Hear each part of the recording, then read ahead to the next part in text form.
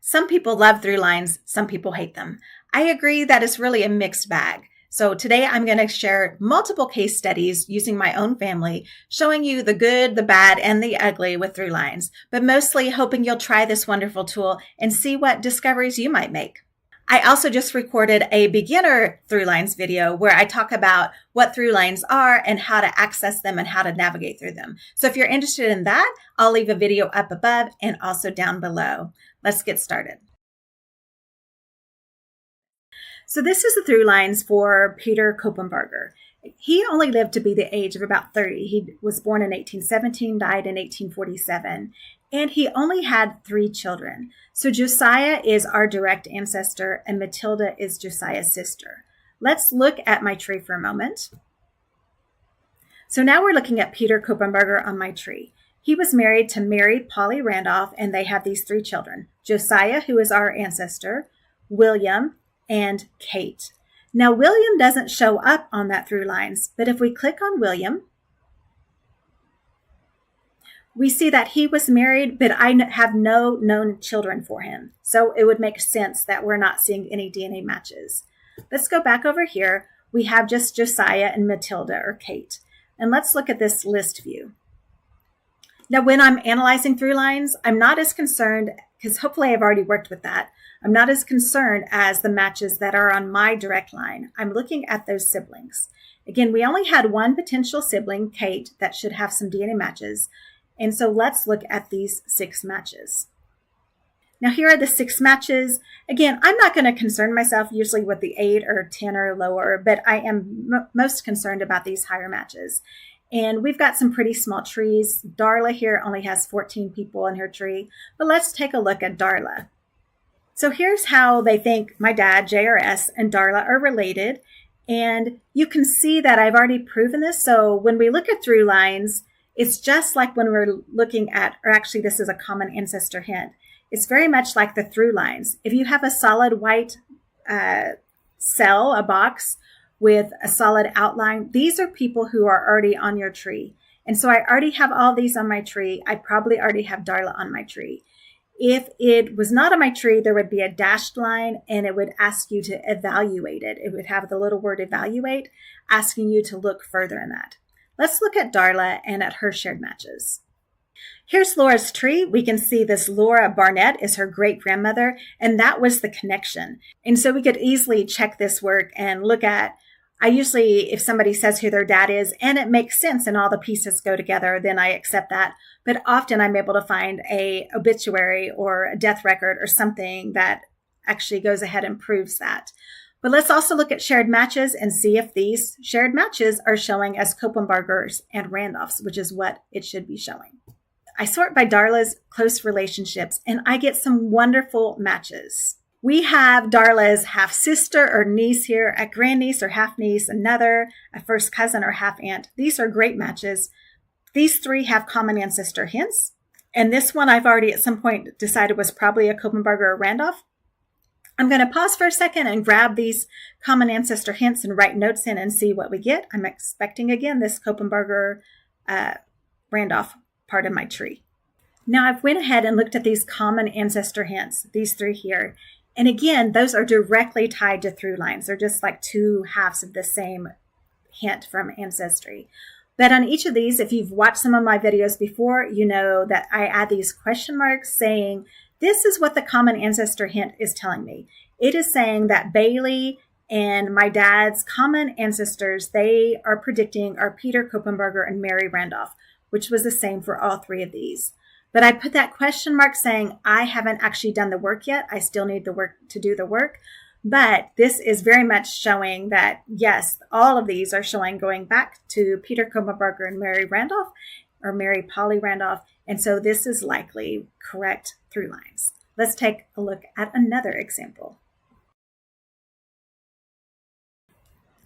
Back to the through lines pages and another of my dad's great-great-grandfathers. This is Henry Bennett. 116 matches through many of his children. He had a lot of children, and I'm very solid about Henry Bennett being my dad's great-great-grandfather. But he has been a brick wall since I started genealogy over many years, decades, because I started in 1998. And so I've been trying to figure out who his parents are, especially his father, or just some kind of clue. ThruLines is suggesting that his father is Josiah Bennett. So let's take a look. Josiah is down here, and he has 101 matches. Let's take a look. So this is Josiah's 101 DNA matches, who are matches to my dad that they are saying probably go back to Josiah Bennett. But we have a problem. You can see that 100 of those 109 or 101 matches go back to Henry Bennett. Only one match is through a different child, someone they're calling William C. Bennett, and it's only a single match, Joan, and she shares 9 centimorgans of DNA. That is not very helpful. 9 centimorgans, this could be a very, very distant match. It could be a false match, and it is just not that helpful. It is not showing a strong connection going back to this Josiah. I even went to Joan and looked at her shared matches. There weren't a lot, but they were going to various parts of the tree, and most I had never even identified. And so this was not helpful. And so I do not think this is a good hint. I'm not following up on Josiah, although I could research Josiah and learn more about this Josiah Bennett, who was born in 1773, died in 1850, see what people have figured out about him, and see if he has a son named Henry. But this through line in itself is not very helpful. We are now looking at my dad's 4 times great-grandfather. This is my 5th great-grandfather, my dad's 4th great-grandfather, Daniel Vincent. And Daniel had quite a few children. 1, 2, 3, 4, 5, 6, 7, 8, 9, 10. 10 children, and we are descended through his daughter, Elizabeth Betsy Vincent. Let's look at the through lines for Daniel Vincent. Here's Daniel Vincent. Let's click on him. There's only 12 DNA matches. Let's see what those look like. Here's the through line for Daniel Vincent. We've got him here. We've got 4 of his children. That's not bad out of the 10. But 7 of those matches are through Elizabeth. Then we have 2 DNA matches through Mary, 1 through John, and 2 through Lydia. Let's go to the list view and look to see how strong these matches are. How much DNA do they share?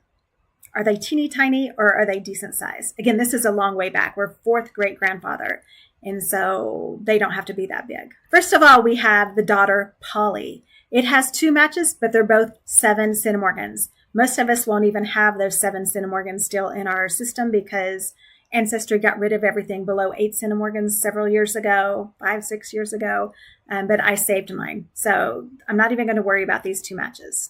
Then we have through this son, John, just this person here, that's only 8 centimorgans. Again, I'm not even going to bother with somebody when it's the only match and it's 8 centimorgans. I'm not going to focus on that.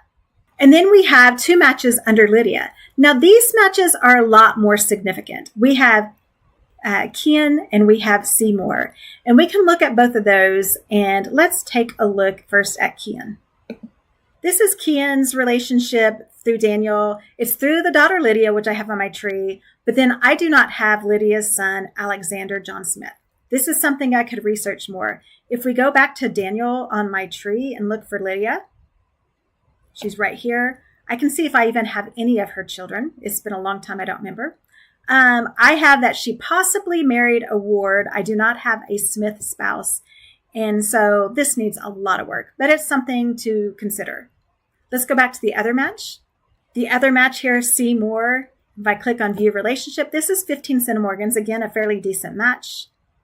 We have the same thing. It's through Lydia, through a Smith. I, again, can research this person, and I could see if even those 2 people are related to each other. Let's do one last thing. Let's look at Seymour's shared matches and see if they go back through this. We're looking for Stewart, Watson, Vincent, depending on how far back these matches are. So let's take a look. So Seymour didn't have a lot of shared matches, but the top 3 all had common ancestor hints. And 2 of them, one that my dad shares 32 centimorgans with and another that's 19, trace back to John Bookout, Sally Vaughn, which is a very different line than this Vincent, Watson, Stewart line. In fact, it's on his mom's side, not his dad's side. And then we have Kian, the one that we saw already as part of our through lines hint. So again, this is not giving me a lot of confidence in Vincent. It's actually not giving me a lot of confidence that this is actually, my tree is actually correct at this point. So it's something I definitely want to do more digging on. But it could be that other people haven't figured out the correct connection. So who knows, but it's something to explore. We're going to look at another through line. This is another 3 times great-grandparent, but it's a great-grandmother. And this is Johanna Wilhelmina Friederike Hahn, and she's from present-day Germany. And if I click on her, so she has 62 DNA matches that are matches to my dad, and this is the connection they think they're finding. But if I click on it, let's see what we see here. We see that all 62 matches are going only through her son, Johann Werther, which is our direct ancestor. So this is not a good through-line hint. It just means that some people have on their tree that his mother is Johanna. And yes, I can research her, though. That would still work. But this is not a good through-line hint as far as we really want to see multiple children going back to the same person and DNA matches through different lines. So they're called independent lines of descent. So DNA got to these DNA matches through different lines, through different children. And we're not seeing that on this case. I hope you enjoyed these case studies and learned something from them. And if you want the more basics about what through lines are and how to navigate through them, again, I'm going to leave a link below and also leave a link above so you can watch that video. I'd love to make more videos about through lines, both proving that the ancestors who are already in your tree actually belong there and attacking those brick wall ancestors. So if you'd like to see that, please leave a comment below. I love interacting with you guys, and I hope to see you around. Again, I have a newsletter, I have YouTube community, and I have a Facebook group. If you want to get more involved, please see below, and I'll see you next time. Thanks for watching.